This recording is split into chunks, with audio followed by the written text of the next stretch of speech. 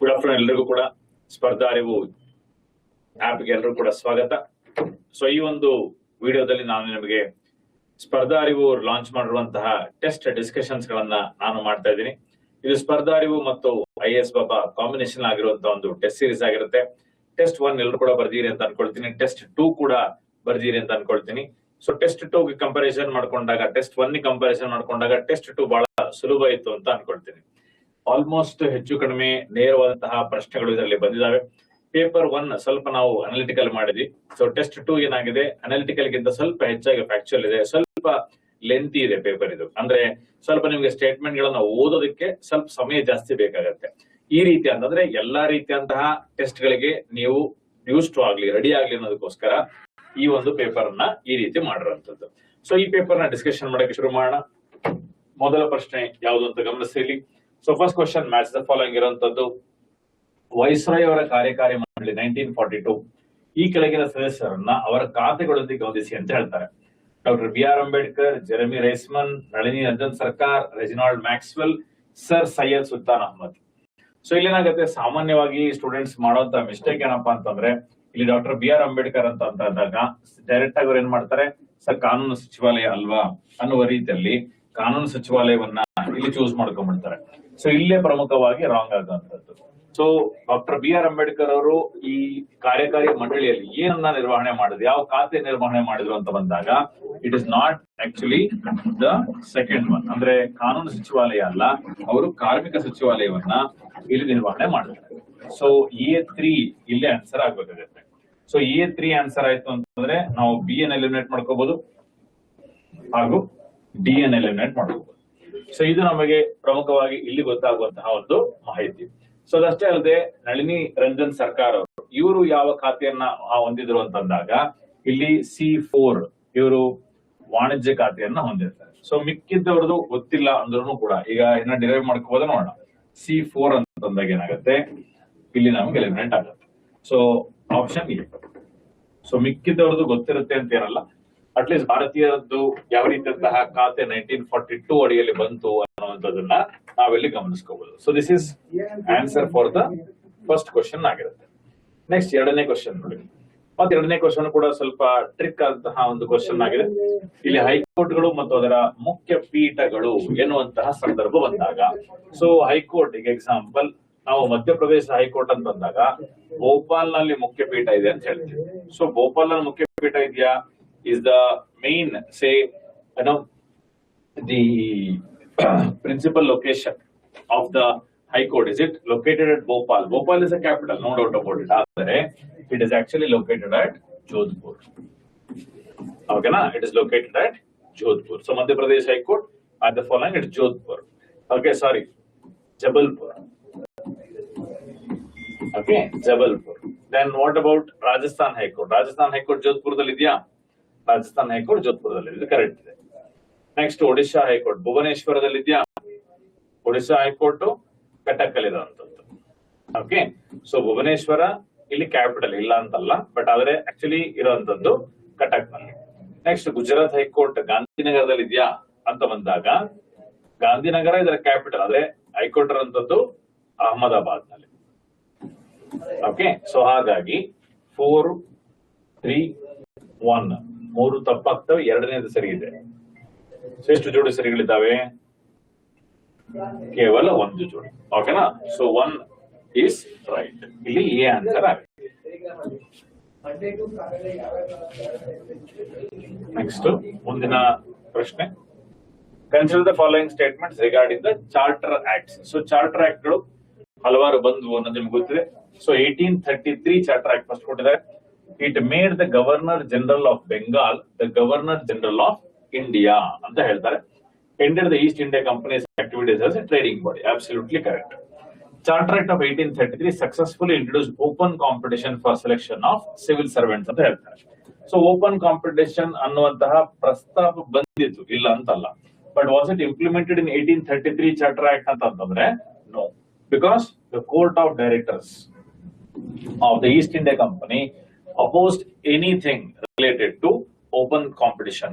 ಸ್ಪರ್ಧಾತ್ಮಕ ಪರೀಕ್ಷೆಗಳ ಮೂಲಕ ಇಲ್ಲಿ ಸಿವಿಲ್ ಸರ್ವೆಂಟ್ಸ್, ನಾಗರಿಕ ಸೇವೆಯ ಒಂದು ನೌಕರರನ್ನ ಇವರು ಅಪಾಯಿಂಟ್ಮೆಂಟ್ ಮಾಡ್ಕೋಬೇಕು ಅನ್ನುವಂತ ವಿಚಾರವನ್ನು ಇಲ್ಲಿ ತಂದಾಗ ಅವ್ರು ಅದಕ್ಕೆ ಏನ್ ಮಾಡ್ತಾರೆ, ಅಪೋಸಿಷನ್ ಮಾಡ್ತಾರೆ. ಸೊ ಹಾಗಾಗಿ ಇದು ಯಶಸ್ವಿಯಾಗಿ ಇಂಪ್ಲಿಮೆಂಟೇಷನ್ ಆಗ್ಲಿಲ್ಲ. ಯಾವಾಗ ಇಂಪ್ಲಿಮೆಂಟೇಷನ್ ಆಯ್ತು? 1853 ಚಾರ್ಟರ್ ಆಕ್ಟ್ ಬಂದ್ಮೇಲೆ ಇಂಪ್ಲಿಮೆಂಟೇಷನ್ ಆಯ್ತು. The Charter Act of 1853 separated for the first time the legislative and executive functions of the Governor General's Council ಅಂತ ಹೇಳ್ತಾರೆ. Next, Charter Act of 1853 introduced local representation in the Indian Legislative Council for the first time ಅಂತ ಹೇಳ್ತಾರೆ. So how many of the statements are correct? All the above other statements are correct. Okay. So ಇದು ಇಲ್ಲೇನಾಗುತ್ತೆ, ತಪ್ಪಾಗುತ್ತೆ. Next, ಮುಂದಿನ ಪ್ರಶ್ನೆ ನೋಡೋದಾದ್ರೆ,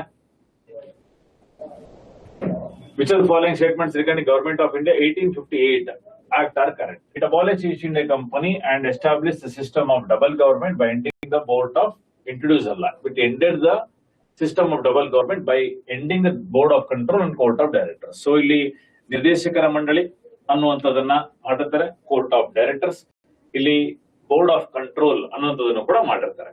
ಯಾವಾಗ? 1784 bits India act ಅಲ್ಲಿ ಬಂದಿರುತ್ತೆ. ಸೊ ಇದನ್ನ ಎಲ್ಲ ಅಬಾಲಿಷ್ ಮಾಡಿದ್ರು ಅಂತ ಬಂದಾಗ 1858 ಅಲ್ಲಿ ಅಬಾಲಿಷನ್ ಆಗುತ್ತೆ.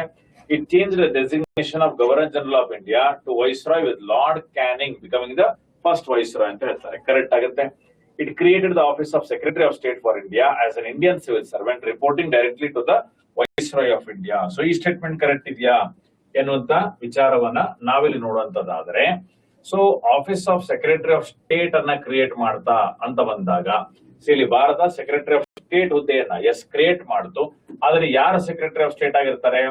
ಬ್ರಿಟಿಷ್ ಕ್ಯಾಬಿನೆಟ್ ನ ಒಬ್ಬರು ಸದಸ್ಯರು ಇಲ್ಲಿ ಸೆಕ್ರೆಟರಿ ಆಫ್ ಸ್ಟೇಟ್ ಆಗಿರ್ತಾರೆ. ಸೊ ಅವರು ಯಾರಿಗೆ ಆನ್ಸರಬಲ್ ಇದ್ದಾರೆ, ಅಕೌಂಟಬಲ್ ಇದ್ದಾರೆ, ಉತ್ತರದಾಯಿತ್ವ ಯಾತಕ್ಕಾಗಿ, ಯಾರಿಗೆ ಅಂತ ನೋಡಿದಾಗ it is the British parliament. ಓಕೆನಾ? So is a civil servant? No, he is not a civil servant. ಎರಡನೇದು, accountability is to the viceroy ಅಂತ ಕೊಡ್ತಾರೆ. No, the accountability is to the British parliament. So ಹಾಗಾಗಿ ಮೂರನೇ step ಇಲ್ಲಿ ತಪ್ಪಾಗುತ್ತೆ. Which are the following are incorrect ಅಂತ ಕೇಳಿದ್ದಾರೆ. ಓಕೆನಾ? So third one is basically incorrect. Next, consider the following pairs of constitutional features and country from which they are borrowed. So ಬಹಳ ಸುಲಭವಾದಂತಹ ಒಂದು question ಕೂಡ ಕೊಟ್ಟಿದ್ದಾರೆ ಇಲ್ಲಿ. ರೂಲ್ ಆಫ್ ಲಾ ಬ್ರಿಟನ್ ನಿಂದ, correct. Residuary powers vested in the centre, ಕೆನಡಾದಿಂದ. ಯಾಕೆ? Quasi federal ವ್ಯವಸ್ಥೆಯನ್ನ ತಂದದ್ದು ಅಲ್ಲಿಂದ. Suspension of fundamental rights during national emergency, Weimar constitution, correct ಇದೆ. ಇಲ್ಲಿ ಫಂಡಮೆಂಟಲ್ ರೈಟ್ಸ್ ಅನ್ನುವಂಥದ್ದು ಸಸ್ಪೆನ್ಷನ್ ಆಗುತ್ತೆ 358 ಮತ್ತು 359 ಅಲ್ಲಿ ಅಂತ ನಮ್ಗೆ ಗೊತ್ತಿದೆ. ಸೊ ಇದನ್ನ ಯಾವ್ದ್ರಿಂದ ತಂದದ್ದು? ವಿಮಾರ್ ಸಂವಿಧಾನ ತಂದದ್ದು. Freedom of trade and commerce ಅಂತ ಬಂದಾಗ ಯುನೈಟೆಡ್ ಸ್ಟೇಟ್ಸ್ ಅಂತಂದ್ವಿ, ಕರೆಕ್ಟ್. ರಾಜ್ಯಗಳ ನಡುವಿನ ವ್ಯಾಪಾರ ಮತ್ತು ವಹಿವಾಟು ಮುಕ್ತವಾಗಿರಬೇಕು. 301 to 307 ನಡುವೆ ಹಾಕಿದ್ವಿ. ಎಲ್ಲಿಂದ ತಂದಿದೀವಿ? ಯುನೈಟೆಡ್ ಸ್ಟೇಟ್ಸ್ ಅಂತ ತಂದಿದೀವ. ಇದನ್ನ ಆಸ್ಟ್ರೇಲಿಯಾದ ಸಂವಿಧಾನದಲ್ಲಿ ತಂದಿರುವಂತದ್ದು. ಸೊ ಇಲ್ಲಿ 4 ಏನಾಗುತ್ತೆ? ರಾಂಗ್ ಆಗುತ್ತೆ. ಕರೆಕ್ಟ್ಲಿ ಮ್ಯಾಚ್ ಕೇಳ್ತಾ ಇದಾರೆ. Only 3, C is the answer. Next, which of the following statements regarding 100th Constitution Amendment Act 2015 are correct? It gave effect to the land boundary agreement of 1974 between India and Bangladesh along with its 2011 protocol. Yes. So 100ನೇ ಸಾಂವಿಧಾನಿಕ ತಿದ್ದುಪಡಿ ಕಾಯ್ದೆ ಭಾರತ ಮತ್ತು ಬಾಂಗ್ಲಾದೇಶದ ನಡುವೆ land boundary agreement ಅನ್ನ implementation ತಗೊಂಬಂತ. S, ಇದು ವಿನಿಮಯದಡಿಯಲ್ಲಿ ಭಾರತವು ಬಾಂಗ್ಲಾದೇಶದಿಂದ ಪಡೆದಕ್ಕಿಂತ ಹೆಚ್ಚು ಎನ್ಕ್ಲೇವ್ಗಳನ್ನ ಬಾಂಗ್ಲಾದೇಶಕ್ಕೆ ವರ್ಗಾಯಿಸಿತು. ಸೊ ನಂಬರ್ ವೈಸ್ ನೋಡ್ಕೊಂಡಾಗ ಡೆಫಿನೆಟ್ಲಿ ನಾವು ಎನ್ಕ್ಲೇವ್ ಗಳನ್ನ ಜಾಸ್ತಿ ಕೊಟ್ಟಿದೀವಿ, ಇಲ್ಲ ಅಂತಲ್ಲ. ಆದ್ರೆ ಯಾವುದೇ ರೀತಿಯಂತಹ ಲ್ಯಾಂಡ್ ಇಲ್ಲಿ ಹೋಗಿಲ್ಲ ಅನ್ನೋದನ್ನ ಪಾರ್ಲಿಮೆಂಟ್ ಗೆ ಇಲ್ಲಿ ಸರ್ಕಾರ ಖಾತ್ರಿಪಡಿಸ್ತದೆ. ನೆಕ್ಸ್ಟ್, ಈ ತಿದ್ದುಪಡಿಯಿಂದ ಪ್ರಭಾವಿತವಾದ ಪ್ರದೇಶಗಳು ಅಸ್ಸಾಂ, ಪಶ್ಚಿಮ ಬಂಗಾಳ, ಮೇಘಾಲಯ, ನಾಗಾಲ್ಯಾಂಡ್ ರಾಜ್ಯಗಳು ಸೇರಿವೆ ಅಂತ ಹೇಳ್ತಾರೆ. ಕರೆಕ್ಟಾ? ಇಲ್ಲಿ ಅಸ್ಸಾಂ ಇದೆಯಾ? ಹೌದು. ಪಶ್ಚಿಮ ಬಂಗಾಳ ಹೌದು. ಮೇಘಾಲಯ ಹೌದು. ಆದ್ರೆ ನಾಗಾಲ್ಯಾಂಡ್ ಇದೆಯಾ? ಇಲ್ಲ. ನಾಗಾಲ್ಯಾಂಡ್ ಬರೀ ಯಾರು ಇರುತ್ತೆ? ತ್ರಿಪುರಾ. ಓಕೆನಾ? ಸೊ ಇಲ್ಲಿ ತಪ್ಪಾಗುತ್ತೆ. ಸೊ ಕ್ವಶನ್ ಏನ್ ಕೇಳಿದಾರೆ? ಯಾವುದು ತಪ್ಪಾಗಿದೆ ಅನ್ನೋದನ್ನ ಕೇಳಿದ್ದಾರೆ. So answer is 3. ಸೊ ಯಾವುದು ತಪ್ಪಾಗಿದೆ, ಯಾವುದು ಸರಿಯಾಗಿದೆ ಅನ್ನೋದ್ರ ಕಡೆ ಗಮನ ಕೊಡಿ. ಓಕೆನಾ? ಸೊ ಸಾಮಾನ್ಯವಾಗಿ ಏನ್ ಮಾಡ್ಬಿಡ್ತೀವಿ ನಾವು? ಯಾವುದು ಸರಿಯಾಗಿದೆ ಅನ್ನೋದನ್ನ ಹಾಕೊಳ್ತಾ ಹೋಗ್ತೀವಿ. ನೆಕ್ಸ್ಟ್ ನೋಡಿ, 1978ರಿಂದ ವಿಧಿ 21 ಅಡಿಯಲ್ಲಿ ಜೀವಿಸುವ ಹಕ್ಕಿನ ವ್ಯಾಪ್ತಿ ಗಣನೀಯವಾಗಿ ವಿಸ್ತಾರಗೊಂಡಿದೆ. So right to life has been extended. Yes, it has been extended. Why? Because of the Maneka Gandhi case. So Maneka Gandhi case ಅಲ್ಲಿ ಡ್ಯೂ ಪ್ರೊಸೆಸ್ ಆಫ್ ಲಾ ಇದೆ ಅಂತ ತಿಳಿತಾರೆ. ಅದಕ್ಕಾಗಿ ಏನಾಗುತ್ತೆ? Right article 21 has been expanded significantly. ಎಲ್ಲಾ ಜಜ್ಮೆಂಟ್ಸ್ ಅಲ್ಲೂ ಕೂಡ ಇವಾಗ ಆಡ್ ಮಾಡ್ಕೊಂತ ಹೋಗ್ತಾರೆ. The 44th Constitution Amendment Act 1978 enabled the Parliament to amend Article 21 to include more rights and rights. So ಸಂವಿಧಾನ 1978 44ನೇ ಸಂವಿಧಾನಕ್ಕೆ ತಿದ್ದುಪಡಿ ಕಾಯ್ದೆ ಅಡಿಯಲ್ಲಿ 21ನೇ ಆರ್ಟಿಕಲ್ ಅಲ್ಲಿ ಹಲವಾರು ರೈಟ್ಸ್ ಗಳನ್ನ ಹಾಕೋದಕ್ಕೆ ಅವಕಾಶ ಮಾಡಿಕೊಡ್ತು ಅಂತ ಹೇಳ್ತಾರೆ. ಅವಕಾಶ ಯಾವಾಗ್ಲೂ ಕೂಡ ಇದ್ದಿದ್ದೇನೆ, ಆದ್ರೆ ಎಕ್ಸ್ಪೆಂಡ್ ಆಗಿದ್ ಯಾವ್ದ್ರಿಂದ? ಅದರಿಂದ ಅಲ್ಲ, ಯಾವ್ದ್ರಿಂದ? ಜುಡಿಷಿಯಲ್ ಪ್ರೊನೌನ್ಸ್ಮೆಂಟ್ಸ್ ಗಳಿಂದ, ಜಡ್ಜ್ಮೆಂಟ್ ಗಳಿಂದ ಎಕ್ಸ್ಪೆಂಡ್ ಆದದ್ದು. ಸೊ ಹಾಗಾಗಿ ಎ ಇಲ್ಲಿ ನಮ್ಗೆ ಸರಿಯಾಗತ್ತೆ, ಆರ್ ನಮ್ಗೆ ಸರಿಯಲ್ಲ. So A is right and R is false. ಯಾವ್ದು ಆನ್ಸರ್ ಆಗುತ್ತೆ ಅವಾಗ? ಸಿ ಆನ್ಸರ್ ಆಗುತ್ತೆ. Okay, next consider the following pairs of direct principles other classification. 43B ಮತ್ತೆ ಸುಲಭವಾದಂತಹ ಒಂದು ಪ್ರಶ್ನೆ. 43B cooperative societies, Gandhian DPSP. Article 45 early childhood care and education, liberal intellectual. Article 46 education and economic interest of the SC/ST, ಅದನ್ನ liberal intellectual ಅಂತ ಕರೀತಾರೆ. ಇದು liberal intellectual ಆಗತ್ತಾ ಅಂತ ಬಂದಾಗ ಇಲ್ಲ, it becomes the Gandhian ಡಿಪಿಎಸ್ಪಿ. So ಹಾಗಾಗಿ ಇಲ್ಲಿ ಮೂರನೇದು ತಪ್ಪಾಗ್ತದೆ. 43A workers participation in management, correct. Socialist ಯಾವುದು ಕರೆಕ್ಟ್ ಆಗಿ ಮ್ಯಾಚ್ ಆಗಿದೆ ಅಂತ ಕೇಳಿದಾರೆ. ಮೂರನೇದು ಬಿಟ್ಬಿಡಿ. ಸೊ 1, 2 and 4, ಸೊ ಓನ್ಲಿ 3 ಸರಿಯಾದಂತಹ ಮ್ಯಾಚ್ ಅಂತ ನಾವಿಲ್ಲಿ ಹೇಳ್ಬೋದು. ಓಕೆನಾ? So next 9th, consider the following statements. A bill to amend the constitution under Article 368 can be introduced only in the parliament and not in the state legislature ಅಂತ ಹೇಳ್ತಾರೆ. Correct ಅಲ್ವಾ? So parliament ಅಲ್ಲಿ ಮಾತ್ರ ನಾವು ತರೋದಕ್ಕೆ ಸಾಧ್ಯ. Certain provisions as the number of judges in Supreme Court can be changed by Parliament through an ordinary law passed by simple majority without invoking Article 368. Yes, ಈಗ ಜಡ್ಜ್ಗಳನ್ನ 33+1 ಇತ್ತು, ಅದನ್ನ 37+1 ಮಾಡ್ಕೊಂಡಿದ್ದಾರೆ. ಸೊ ಅದಕ್ಕಾಗಿ ಕಾನ್ಸ್ಟಿಟ್ಯೂಷನ್ ಅಮೆಂಡ್ಮೆಂಟ್ ಬೇಕಾಯ್ತಾ? ಅವಶ್ಯಕತೆ ಏನಿಲ್ಲ. ಸೊ ಹಾಗೆ ಮಾಡ್ಕೋಬಹುದು. Constitution amendment bill can be introduce only by A minister and not by A private member ಅಂತ ಹೇಳ್ತಾರೆ. ಇದು ತಪ್ಪಾಗುತ್ತೆ. ಸೊ ಇದು ಸರ್ಕಾರಿ ಬಿಲ್ ಆಗ್ಬೇಕಂತ ಏನಿಲ್ಲ. ಅಂದ್ರೆ it need not be A public bill or a government bill. Okay, it need not be a public bill or a government bill. It can be introduced by the private member also. So ಹಾಗಾಗಿ ಮೂರನೇ ತಪ್ಪಾಗುತ್ತೆ. Which of the following are correct ಅಂತ ಕೇಳಿದರೆ, so only 2 are correct. Okay, so only 1, only 2 ಈ ತರ question ಗಳಿಗೆ ನಡುವೆ ಜಾಸ್ತಿ ಆಗ್ತಾ ಹೋಗ್ತದೆ. Next, officer for linguistic minorities ಗೆ ಸಂಬಂಧಿಸಿದಂತೆ ಕೆಳಗಿನ ಹೇಳಿಕೆಗಳನ್ನು ಗಮನಿಸಿ. ಭಾಷಾ ಅಲ್ಪಸಂಖ್ಯಾತರಿಗಾಗಿ ವಿಶೇಷ ಅಧಿಕಾರಿ ಹುದ್ದೆ ಮೂಲ ಸಂವಿಧಾನದ ಭಾಗವಾಗಿತ್ತು ಅಂತ ಹೇಳ್ತಾರೆ. ಸೊ ಇದು ಮೂಲ ಸಂವಿಧಾನದ ಭಾಗವಾಗಿತ್ತಾ? Was it part of the original constitution? No. ವಿಶೇಷ ಅಧಿಕಾರಿಯನ್ನ ಭಾರತದ ಮುಖ್ಯ ನ್ಯಾಯಾಧೀಶರು ನೇಮಿಸುತ್ತಾರೆ ಅಂತ ಹೇಳ್ತಾರೆ. ಮುಖ್ಯ ನ್ಯಾಯಾಧೀಶರು ನೇಮಿಸ್ತಾರ? ಇಲ್ಲ, is appointed by the government, at is president of India. ರಾಜ್ಯಗಳ ಪುನರ್ವಿಂಗಡಣಾ ಆಯೋಗದ ಶಿಫಾರಸಿನ ಮೇರೆಗೆ 1956 7th ಕಾನ್ಸ್ಟಿಟ್ಯೂಷನ್ ಅಮೆಂಡ್ಮೆಂಟ್ ಆಕ್ಟ್ ಮೂಲಕ ಹುದ್ದೆ ರಚಿಸಲಾಯಿತು ಅಂತ ಹೇಳ್ತಾರೆ. ಇದು ಕರೆಕ್ಟ್ ಆಗುತ್ತೆ. ವಿಶೇಷ ಅಧಿಕಾರಿಯು ಭಾಷಾ ಮತ್ತು ಧಾರ್ಮಿಕ ಅಲ್ಪಸಂಖ್ಯಾತರಿಬ್ಬರಿಗೂ ಕೂಡ ಸಾಂವಿಧಾನಿಕವಾಗಿ ರಕ್ಷಿಸುತ್ತೆ ಅಂತ ಹೇಳ್ತಾರೆ. ಇಲ್ಲ, ಪ್ರೈಮರ್ಲಿ ಇಟ್ ಇದೆ related to the linguistic minorities only. So officer for linguistic minorities ಅಂತಾನೆ ಮಾಡೋದ್ರಿಂದ ಇದು ತಪ್ಪಾಗುತ್ತೆ. So C is the right answer. Okay, next 11th one ನೋಡೋಣ. 11ನೇದು, ಪ್ರಸ್ತುತ ಭಾರತದಲ್ಲಿ ಕೇವಲ 5 ರಾಜ್ಯಗಳಲ್ಲಿ ಬೈ ಕ್ಯಾಮರಾ ಲೆಜಿಸ್ಲೇಚರ್ ಇದೆ ಅಂತ ಹೇಳ್ತಾರೆ. ಸೊ 5 ರಾಜ್ಯದಲ್ಲಿ ಇದೆಯಾ? 6 ರಾಜ್ಯಗಳಲ್ಲಿ ಇದ್ದಾವೆ. ಯಾವ ರಾಜ್ಯಗಳು? ಕರ್ನಾಟಕ, ಆಂಧ್ರ ಪ್ರದೇಶ, ಇಲ್ಲಿ ತೆಲಂಗಾಣ, ಮಹಾರಾಷ್ಟ್ರ, ಬಿಹಾರ್ ಮತ್ತು ಉತ್ತರ ಪ್ರದೇಶ. ಸೊ 6 ರಾಜ್ಯಗಳು ಇದ್ದಾವೆ. Legislative council can be created or abolished by parliament through an ordinary law, but only after the state legislative assembly passes a resolution to that effect by simple majority ಅಂತ ಕೊಟ್ಟಿದ್ದಾರೆ. ಇಲ್ಲ. ಸೊ ಆರ್ಟಿಕಲ್ ನಂಬರ್ 168 ಅಡಿಯಲ್ಲಿ ನಾವು legislative council ಅನ್ನ create ಮಾಡ್ಕೋಬಹುದು ಅಥವಾ abolish ಮಾಡ್ಕೋಬಹುದು. ಇದಕ್ಕೆ ಕಾನೂನಾತ್ಮಕವಾದಂತಹ ಪ್ರಕ್ರಿಯೆ ಎಲ್ಲಿ ಶುರು ಆಗ್ಬೇಕು ಅಂತ ಬಂದಾಗ ರಾಜ್ಯ ಶಾಸಕಾಂಗದಲ್ಲಿ ಶುರು ಆಗ್ಬೇಕು. ಶುರು ಆದ ನಂತರದಲ್ಲಿ ಯಾವ ಮೆಜಾರಿಟಿ ಪಾಸ್ ಆಗಬೇಕು? It has to be pass through a special majority and not a simple majority. Jammu and Kashmir legislative council was abolished by the Jammu Kashmir reorganisation act ಅಂತ ಹೇಳ್ತಾರೆ. ಎಸ್, ಇದು ಕೂಡ ಕರೆಕ್ಟ್ ಇದೆ ಇಲ್ಲಿ. So at present only 6 states, ಇದು ತಪ್ಪು. 169 ಅಡಿಯಲ್ಲಿ ಇದು ಕೂಡ ತಪ್ಪು. ಸೊ ಒಂದು ಮಾತ್ರ ಸರಿ ಆಗುತ್ತೆ ಇಲ್ಲಿ. So which of the following correct ಕೇಳಿದಾರ? Only 1 is correct. ಓಕೆ, ಇದು 11ನೇಯ ಪ್ರಶ್ನೆ. 12ನೇಯ ಪ್ರಶ್ನೆಯನ್ನ ಗಮನಿಸೋಣ. Municipal corporation in the states are established by acts of the concern state legislature ಅಂತ ಹೇಳ್ತಾರೆ. ಕರೆಕ್ಟ್ ಅಲ್ವಾ? ಈಗ ನಾವು BBMP ಅನ್ನ ಮಾಡ್ಕೋಬೇಕು ಅಂತಂದ್ರೆ, ನಾವು GBA ಮಾಡ್ಕೋಬೇಕು ಅಂತಂದ್ರೆ, ನಾವು ನಮ್ಮ ರಾಜ್ಯದ ಶಾಸಕಾಂಗದಲ್ಲಿ ಆಕ್ಟ್ ಪಾಸ್ ಮಾಡ್ಕೊಂಡಿದ್ವಿ, ಕರೆಕ್ಟ್ ಇದೆ. Municipal corporations in union territories are established by the acts of the parliament ಅಲ್ವಾ.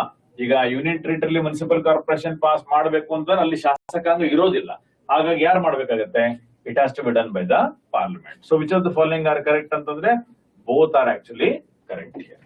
Okay, next transfer of high court judge from one high court another does not require judges consent ಅಂತ ಹೇಳ್ತಾರೆ, correct ಅಲ್ವಾ. ಈಗ judge ಅನ್ನ ಒಂದು high court ಇಂದ ಮತ್ತೊಂದು high court ಗೆ ಟ್ರಾನ್ಸ್ಫರ್ ಮಾಡಬೇಕಾದಾಗ ಅವ್ರನ್ನ ಕೇಳಿ ಮಾಡ್ತೀವ, ಯಾರೇ ಒಬ್ಬರನ್ನ ಟ್ರಾನ್ಸ್ಫರ್ ಮಾಡಬೇಕು ಅಂತಂದಾಗ ಅವ್ರನ್ನ ಕೇಳಿ ಮಾಡೋದಿಲ್ಲ. ಓಕೆನಾ, it does not require assent of judges consent, correct ಆಗುತ್ತೆ. Constitution explicitly states that under article 222 that judicial transfers require the consent of the transfer judge ಅಂತ ಹೇಳ್ತಾರೆ. ಅಂದ್ರೆ ಅವ್ರನ್ನ ಟ್ರಾನ್ಸ್ಫರ್ ಮಾಡ್ಬೇಕಾದ್ರೆ ಅವ್ರನ್ನ ಕೇಳಿಯೇ ಮಾಡಬೇಕು ಅಂತ ನಾವಿಲ್ಲಿ ಹೇಳ್ತೀವಿ. ಇಲ್ಲಲ್ಲ, ಟ್ರಾನ್ಸ್ಫರ್ ಮಾಡುವಂತದ್ದು president consultation with the CJ, ಇಲ್ಲೇನಾಗುತ್ತೆ ಬೇರೆ ಹೈಕೋರ್ಟ್ ಟ್ರಾನ್ಸ್ಫರ್ ಮಾಡ್ತಾರೆ. ಸೊ ಟ್ರಾನ್ಸ್ಫರ್ ಮಾಡ್ಬೇಕಾದ್ರೆ ಕೇಳ್ಬೇಕಾ, ಈಗ ಇದು ಸರಿ ಆಗುತ್ತೆ ಅಂದ್ರೆ ಇದು ತಪ್ಪಾಗ್ಬಿಡುತ್ತೆ ಅವಾಗ. ಸೊ ಅವಾಗ ಏನಾಗುತ್ತೆ, ಆರ್ ಇಲ್ಲಿ ತಪ್ಪು. So A is true, R is false. ಗೊತ್ತಾಗ್ತಾ ಇದೆ ನಿಮ್ಗೆ? Are you to understand? ಓಕೆನಾ, ಕ್ವಿಕ್ ಆಗಿ ನಾನು ಎಲ್ಲಾ ಕ್ವಶನ್ಸ್ ಗಳನ್ನ ಕವರ್ ಮಾಡುವಂತ ಪ್ರಯತ್ನವನ್ನ ಮಾಡ್ತಾ ಇದ್ದೀನಿ. Which are the following statements is are incorrect?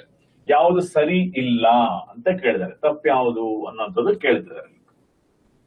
Reservation of seat for SC and ST in the panchayats applies uniformly across all states including the state of Arunachal Pradesh. So ಈ ತರ ಏನಾದ್ರು ಕೊಟ್ಟಾಗ ಸಾಮಾನ್ಯವಾಗಿ ಈ ಸ್ಟೇಟ್ಮೆಂಟ್ ಗಳು ತಪ್ಪಿರ್ತವೆ. ಓಕೆನಾ, so ಅರುಣಾಚಲವನ್ನ ಬಿಟ್ಟಿದ್ದಾರೆ.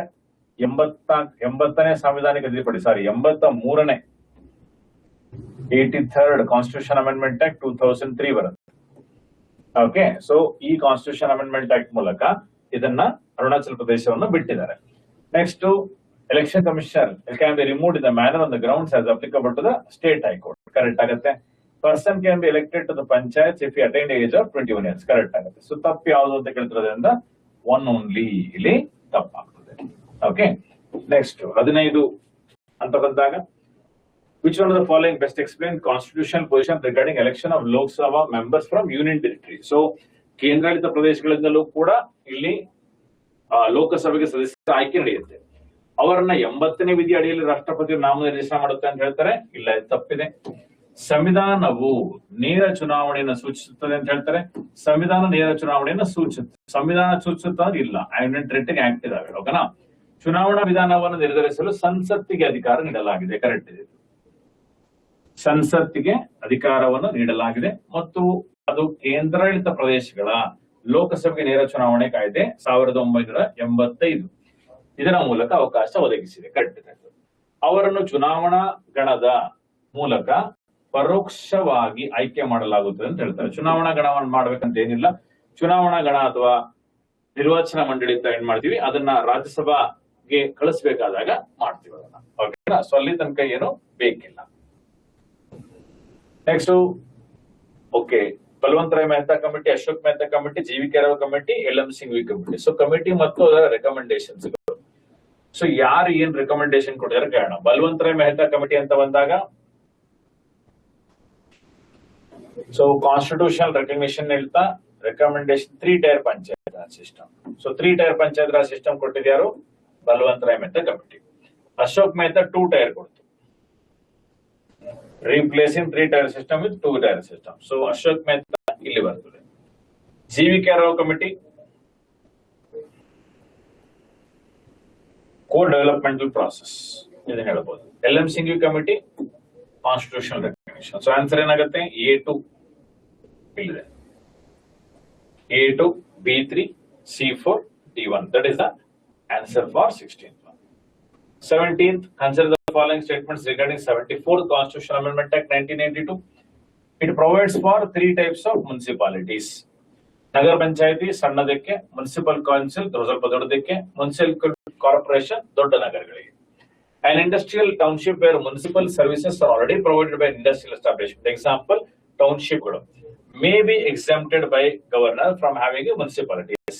ಈಗ ಅವರದೇ ಅಂತಹ ಟೌನ್ಶಿಪ್ ಅನ್ನ ಅಲ್ಲಿ ಮಾಡ್ಕೊಂಡಿದ್ದಾರೆ ಅಂತಂದಾಗ ಅವರು ಕೂಡ ಮತ್ತೊಮ್ಮೆ ಇಲ್ಲಿ ಮುನ್ಸಿಪಾಲಿಟಿಗಳನ್ನ ಮಾಡ್ಕೋಬೇಕು ಅನ್ನುವಂಥದ್ದು ಏನಿಲ್ಲ. ಸೊ ಹಾಗಾಗಿ 2 ಇಲ್ಲಿ ಕರೆಕ್ಟ್ ಆಗುತ್ತೆ.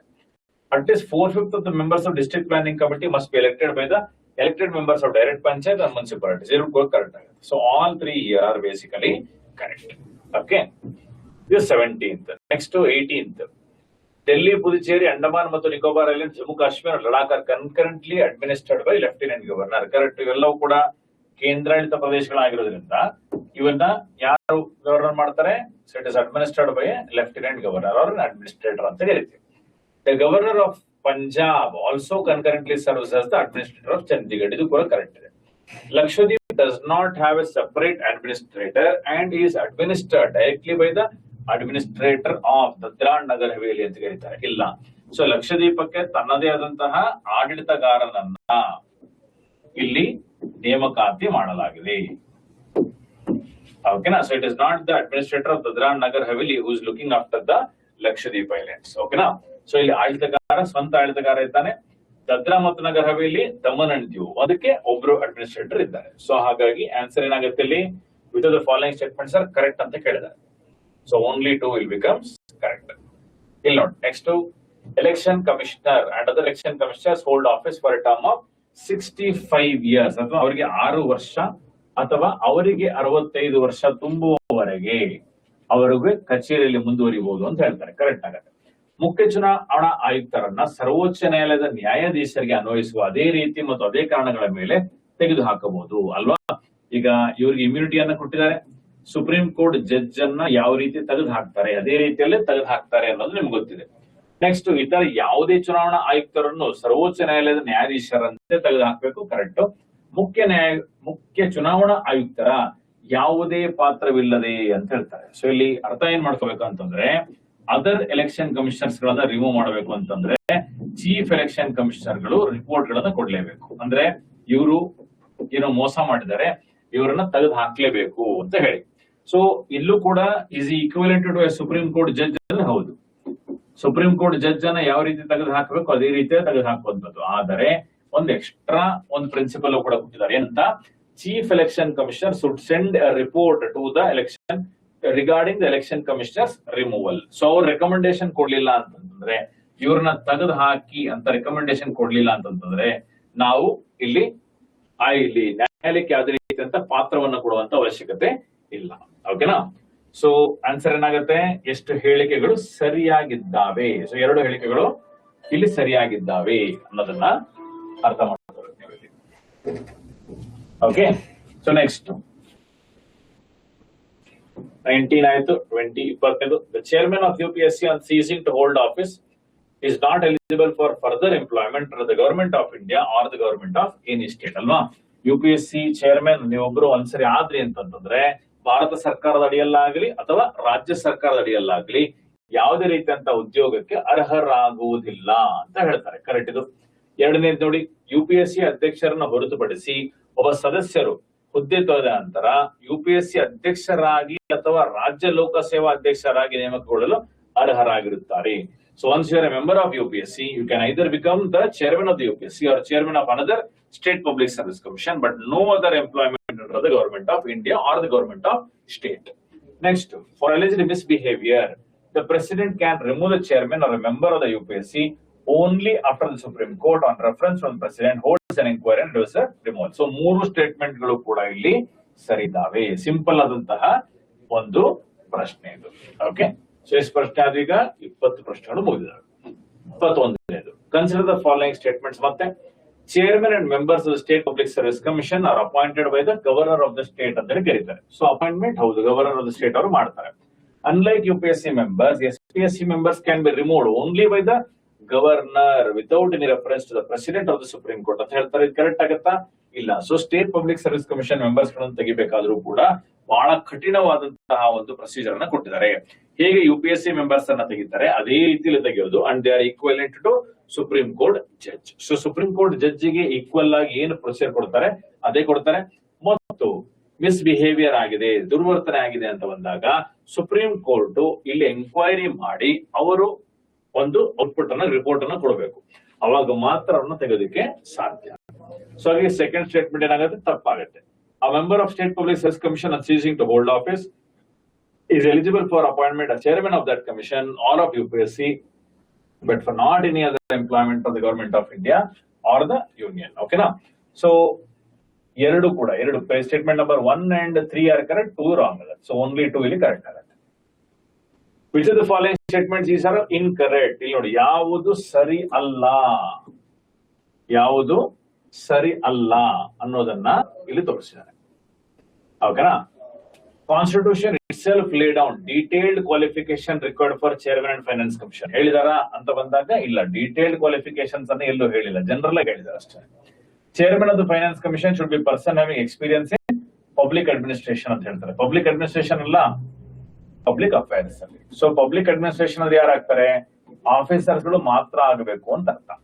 ಓಕೆನಾ? ಸೊ ಆಫೀಸರ್ ಗಳು ಮಾತ್ರ ಫೈನಾನ್ಸ್ ಕಮಿಷನ್ ಚೇರ್ಮನ್ ಆಗ್ಬೋದಾ, ಮೆಂಬರ್ಸ್ ಆಗ್ಬೋದಾ ಅಂತಂದ್ರೆ ಆ ತರ ಏನು ಇಲ್ಲ. ಸೊ ಸೆಕೆಂಡ್ ಸ್ಟೇಟ್ಮೆಂಟ್ ಏನಾಗುತ್ತೆ? ತಪ್ಪಾಗುತ್ತೆ. ಫಸ್ಟ್ ಸ್ಟೇಟ್ಮೆಂಟ್ ಕೂಡ ತಪ್ಪಾಗುತ್ತೆ.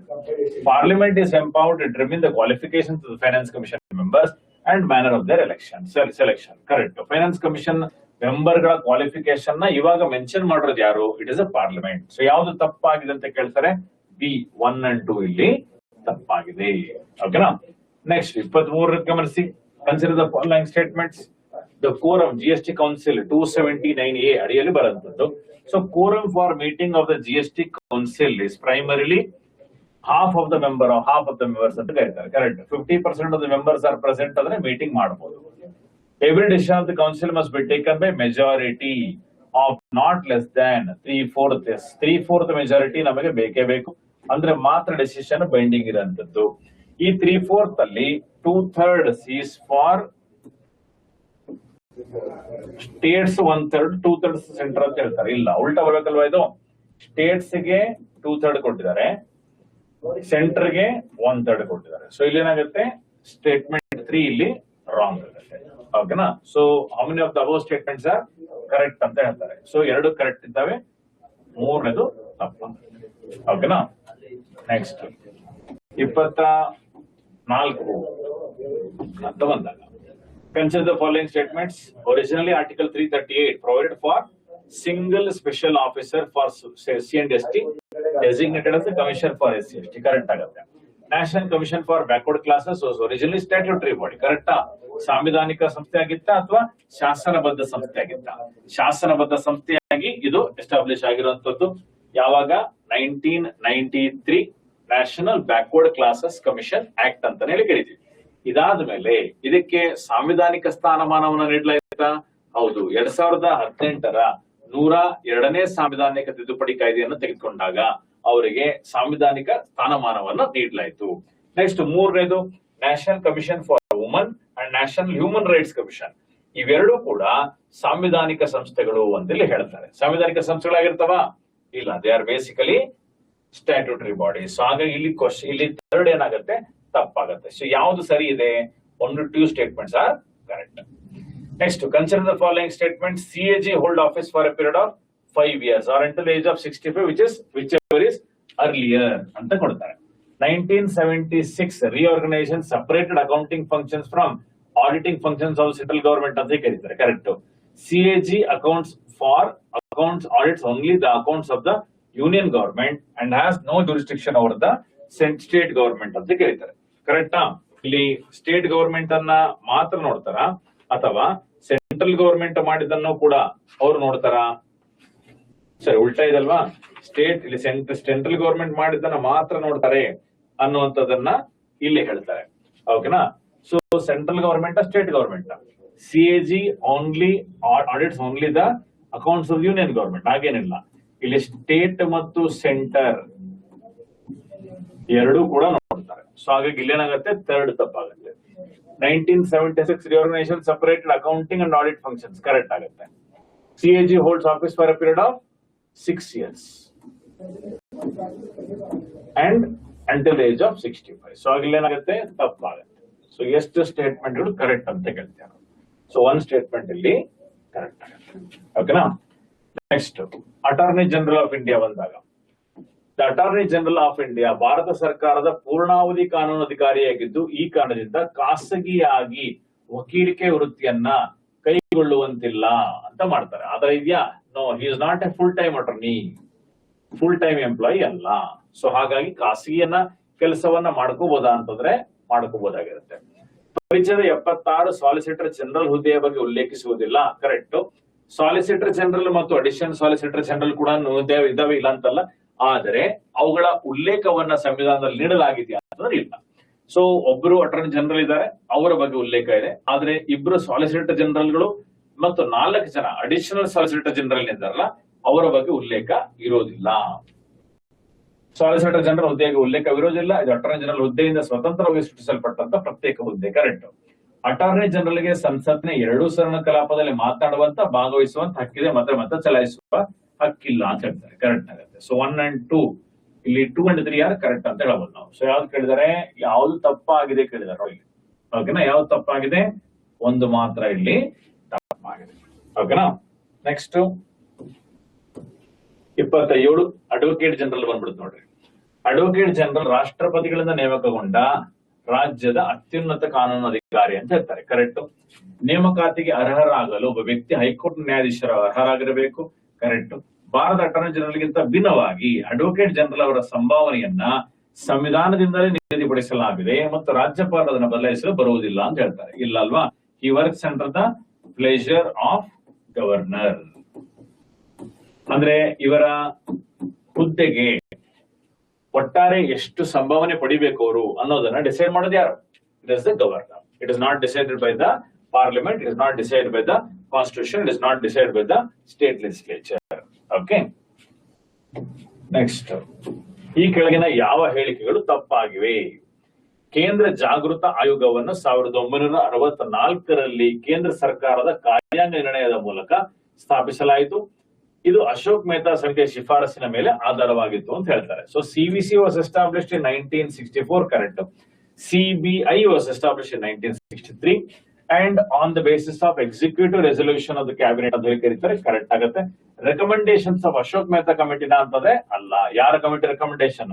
One of the most famous committees of India. 1962ರಲ್ಲೇನೆ ಭಾರತ ದೇಶದಲ್ಲಿ ಸಿಕ್ಕಾಪಟ್ಟೆ ಕರಪ್ಷನ್ ಆಗ್ಬಿಟ್ಟಿದೆ ಅಂತ ಹೇಳಿ ಸ್ಥಾಪನೆ ಮಾಡಿದಂತಹ ಒಂದು ಸಂಸ್ಥೆ ಸಂತಾನಂ ಕಮಿಟಿ ಆಗಿರುತ್ತೆ. Next, CVC acquired statutory status immediately upon establishment in 1964. ಇಲ್ಲಲ್ವಾ? There is something called as CVC act 2003 ಅಂತ ಬರ್ತದೆ. ಇದರ ಅಡಿಯಲ್ಲಿ ಶಾಸನಬದ್ಧ ಸ್ಥಾನಮಾನವನ್ನ ನೀಡಲಾಯಿತು. ಸೊ ಹಾಗಾಗಿ ಎರಡನೇದು ಕೂಡ ತಪ್ಪಾಗುತ್ತೆ. ಮೂರನೇದು, CVC is A multi member body consisting of central vigilance commissioner and not more than 2 vigilance commissioners. ಇದು ಕರೆಕ್ಟ್ ಆಗುತ್ತೆ. ಸೊ ಯಾವುದು ಇನ್ಕರೆಕ್ಟ್, ತಪ್ಪಿದೆ ಅನ್ನೋದನ್ನ ಕೇಳ್ತಾರೆ. ಸೊ 1 and 2 ಇಲ್ಲಿ ತಪ್ಪಿದೆ. ಓಕೆನಾ? ಮುಂದಿನ ಪ್ರಶ್ನೆ, ಕನ್ಸಿಡರ್ ದ ಫಾಲೋಯಿಂಗ್ ಸ್ಟೇಟ್ಮೆಂಟ್ಸ್. ಈಗ ಹಿಂದಿನ ಒಂದು ಇದರಲ್ಲಿ ಹೇಳಿದೆ ನಾನು, CBI was set up in 1963. Correct ಆಗುತ್ತೆ. Resolution of the minister of home affairs. Correct. Later transfer to the ministry of defence ಅಂತ ಹೇಳ್ತಾರೆ. It is not ministry of defence, it is ministry of personnel ಅಲ್ವಾ? Ministry of personal ಸಾಮಾನ್ಯ ಯಾರ ಬಳಿ ಇರುತ್ತೆ? ಪ್ರಧಾನಮಂತ್ರಿಗಳ ಬಳಿಯಲ್ಲಿ ಇರುತ್ತೆ. ಸೊ ಪ್ರಧಾನಮಂತ್ರಿಗಳ ಬಳಿಯಲ್ಲಿ ಇರೋದ್ರಿಂದ ಇದೇನಾಗುತ್ತೆ? ಡಿಫೆನ್ಸ್ ಅಲ್ಲ, it is ministry of personnel. ತಪ್ಪಿತು. CBI is a statutory body ಅಂತ ಹೇಳ್ತಾರೆ. ಇದು ಸ್ಟ್ಯಾಟ್ಯೂಟರಿ ಬಾಡಿ ಅಲ್ಲ. ಇದು ಡೆಲ್ಲಿ ಸ್ಪೆಷಲ್ ಪೊಲೀಸ್ ಎಸ್ಟಾಬ್ಲಿಷ್ಮೆಂಟ್ 1946 ಅಡಿಯಲ್ಲಿ ಸ್ಥಾಪನೆ ಆಗಿದ್ರು ಕೂಡ ಇದನ್ನ ನಾವು ಶಾಸನಬದ್ಧ ಸಂಸ್ಥೆ ಅಂತೇಳಿ ಕರೆಯೋದಿಲ್ಲ. ಯಾಕೆಂದ್ರೆ ಅದರಿಂದ ನೇರವಾಗಿ ಇದು ಪವರ್ಸ್ ಅನ್ನು ಡಿರೈವ್ ಮಾಡ್ತಾ ಇಲ್ಲ.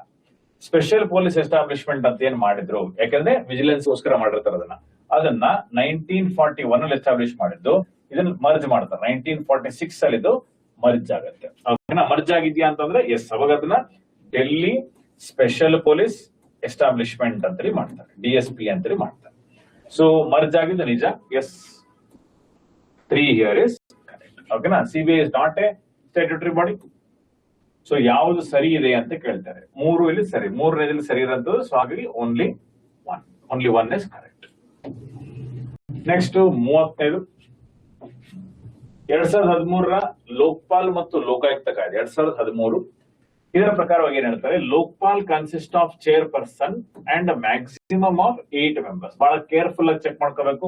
8 ಬದಲು 10 ಅಂತ ಬರೆದು ಬಿಟ್ಟಿರ್ತಾರೆ. ಓಕೆನಾ? Maximum of 8 members. So it is 8 + 9 ಅಂತ ಬಂದಾಗ, 8 + 1 ಅಂತ ಬಂದಾಗ 9 ಮೆಂಬರ್ ಕಮಿಷನ್. ಕರೆಕ್ಟ್ ಇದೆ. Before this central act was passed, several states have already established the institution of Lokayukta on their own. Correct ಅಲ್ವಾ? ಇಲ್ಲಿ 2014 ತನಕ ಯಾವ ರಾಜ್ಯದಲ್ಲೂ ಕೂಡ ಲೋಕಾಯುಕ್ತ ಎನ್ನುವಂತ ಸಂಸ್ಥೆಯನ್ನ ಕ್ರಿಯೇಟ್ ಮಾಡ್ಲಿಲ್ವಾ ಅಂತ ಬಂದಾಗ ಹೆಚ್ಚು ಕಡಿಮೆ ಎಲ್ಲಾ ರಾಜ್ಯದಲ್ಲೂ ಕೂಡ ಲೋಕಾಯುಕ್ತ ಎನ್ನುವಂತ ಸಂಸ್ಥೆಯನ್ನ ಕ್ರಿಯೇಟ್ ಮಾಡಿರ್ತಾರೆ. ಸೊ ಹಾಗಾಗಿ ಇದು ಕರೆಕ್ಟ್ ಆಗುತ್ತೆ. The act mandates an identical structure and composition of the Lokayukta in every state, leaving no discretion to the state legislatures ಅಂತ ಹೇಳ್ತಾರೆ. ಸೊ 2013 ಕಾಯ್ದೆಯಂತೆ ಎಲ್ಲಾ ರಾಜ್ಯಗಳಲ್ಲೂ ಕೂಡ ಲೋಕಾಯುಕ್ತ ವ್ಯವಸ್ಥೆಯನ್ನು ಜಾರಿಗೆ ತರಬೇಕು ಅಂತ ಬಂದಾಗ ಇಲ್ಲ, ಯಾರು ಮಾಡೋದನ್ನ ಸ್ಟೇಟ್ ಲೆಜಿಸ್ಲೇಚರ್ ಮಾಡ್ತವೆ. ಸೊ ಹಾಗಾಗಿ ಏನಾಗುತ್ತೆ, ಸ್ಟೇಟ್ಮೆಂಟ್ 3 ಇಲ್ಲಿ ತಪ್ಪು. So the following statements are correct. 2 ಮೊದಲನೇದು ಮತ್ತು 2ನೇದು. So only 2 statements here are correct. Okay, ಮುಂದಿನ ಪ್ರಶ್ನೆ. Consider the following statements. Article 343 declares Hindi in the Devanagari script as the language of the union ಅಂತ ಕರೀತಾರೆ. ಎಸ್, ಕರೆಕ್ಟ್ ಅಲ್ವಾ? ಲ್ಯಾಂಗ್ವೇಜ್ ಆಫ್ ದ ಯೂನಿಯನ್ ಯಾವುದು? Language of the union is Hindi. ಅದರ ಜೊತೆಗೆ English ಅನ್ನು ಕೂಡ ಉಪಯೋಗಿಸ್ಕೋಬಹುದು.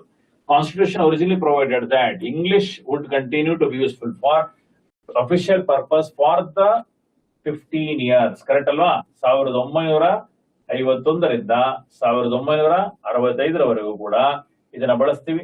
1966 ಇಂದ ನಾವು ಹಿಂದಿ ಮಾತ್ರ ಬಳಸಬೇಕು ಅನ್ನುವಂಥದ್ದಾಗಿತ್ತು.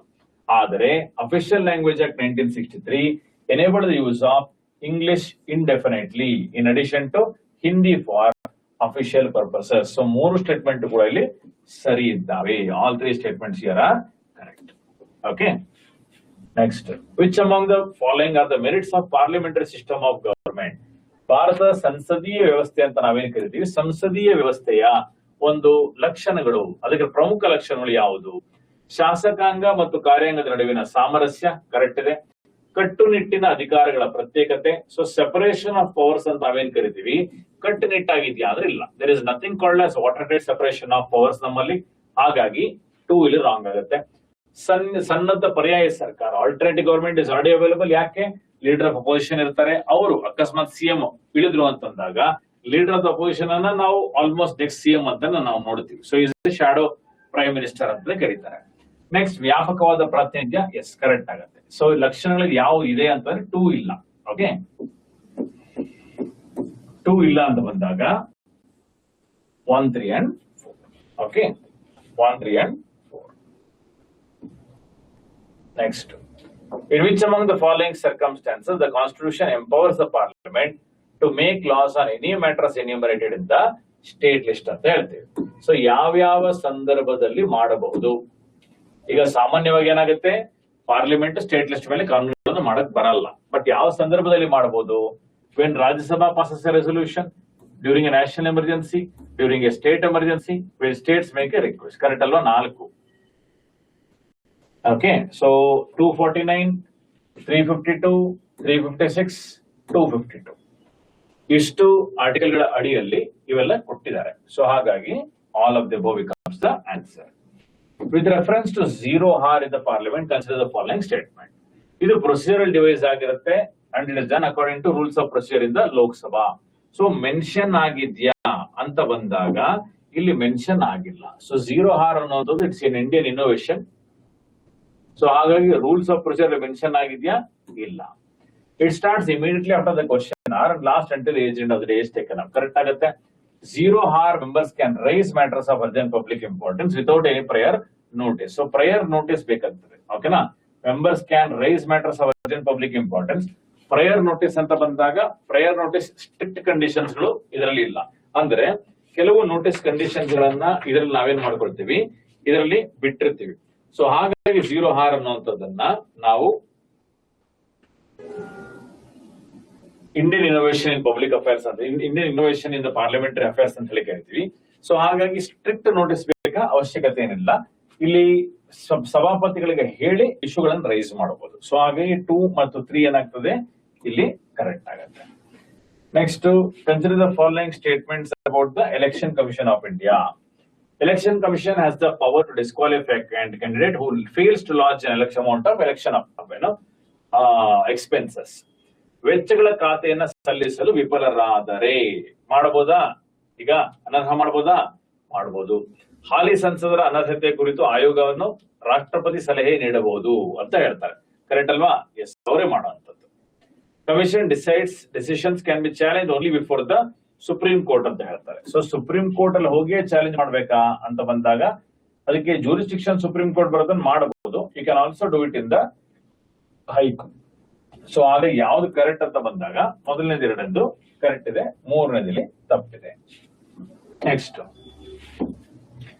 36 ಅಂತ ಬಂದಾಗ the constitution originally provided for nomination of 2 members of the Anglo-Indian community to the Lok Sabha if community was not adequately represented. ಅಲ್ವಾ? ಸಾಮಾನ್ಯವಾಗಿ ಎಲೆಕ್ಷನ್ಸ್ ಅನ್ನ ಆಂಗ್ಲೋ ಇಂಡಿಯನ್ಸ್ ಗೆಲ್ಲೋದಕ್ಕೆ ಆಗೋದಿಲ್ಲ, ಅದಕ್ಕಾಗಿ ಅವರಲ್ಲಿ ಇಬ್ಬರನ್ನ ನಾವೇನ್ ಮಾಡ್ತೀವಿ, ನಾಮನಿರ್ದೇಶನವನ್ನ ಮಾಡ್ತೀವಿ ಲೋಕಸಭೆ. ಕರೆಕ್ಟ್. ಅದು ಈ ನಾಮನಿರ್ದೇಶನ ನಿಬಂಧನೆಯನ್ನ 2019 104ನೇ ತಿದ್ದುಪಡಿ ಕಾಯ್ದೆಯ ಮೂಲಕ ನಿರಸನಗೊಳಿಸಲಾಯಿತು ಅಂತ ಹೇಳ್ತಾರೆ. ಕರೆಕ್ಟ್ ಅಲ್ವಾ? ಎಸ್, ಇದನ್ನ ತೆಗೆದು ಹಾಕಲಾಯಿತು. It was allowed to lapse. Okay, ನಾವು ಅದನ್ನ ರಿನ್ಯೂ ಮಾಡಕ್ ಹೋಗ್ಲಿಲ್ಲ. ಕೆಳಗಿನ ಯಾವ ಹೇಳಿಕೆಗಳು ತಪ್ಪಾಗಿದ್ದಾವೆ? ಭ್ರಷ್ಟಾಚಾರ ತಡೆ ಕಾಯ್ದೆಯು ಅಪರಾಧಗಳ ಪ್ರಾಥಮಿಕ ವಿಚಾರಣೆಸಲು ಲೋಕಪಾಲಕ್ಕೆ ಸ್ವಂತ ತನಿಖಾ ವಿಭಾಗವಿದೆ. ಕರೆಕ್ಟ್. ಲೋಕಪಾಲದ ವ್ಯಾಪ್ತಿ ಯಾವುದೇ ಅಪವಾದ ಅಥವಾ ವಿನಾಯಿತಿ ಇಲ್ಲದೆ ಪ್ರಧಾನಮಂತ್ರಿಗೂ ಅನ್ವಯಿಸುತ್ತೆ ಅಂತ ಹೇಳ್ತಾರೆ. ಇಲ್ಲ, ಪ್ರಧಾನಮಂತ್ರಿಗೆ ಅನ್ವಯಿಸುತ್ತಾ ಲೋಕಪಾಲ್ನ ಜೂರಿಸ್ಟಿಕ್ಷನ್ ಅಂತಂದ್ರೆ ಅನ್ವಯ ಆಗತ್ತೆ. ಆದರೆ ಕೆಲವೊಂದು ವಿಷಯಗಳಲ್ಲಿ, ಎಕ್ಸಾಂಪಲ್ ಫಾರಿನ್ ಅಫೇರ್ಸ್ ಆಗಿರ್ಬೋದು, ಸೆಕ್ಯೂರಿಟಿ ಆಗಿರ್ಬೋದು, ಡಿಫೆನ್ಸ್ ಆಗಿರ್ಬೋದು, ಅಥವಾ ಅಟಾಮಿಕ್ ಎನರ್ಜಿ ಆಗಿರ್ಬೋದು, ಇತ್ಯಾದಿಗಳಲ್ಲಿ ಅವರಿಗೆ ವಿನಾಯಿತಿಗಳನ್ನ ಕೊಡಲಾಗಿದೆ. ಓಕೆನಾ?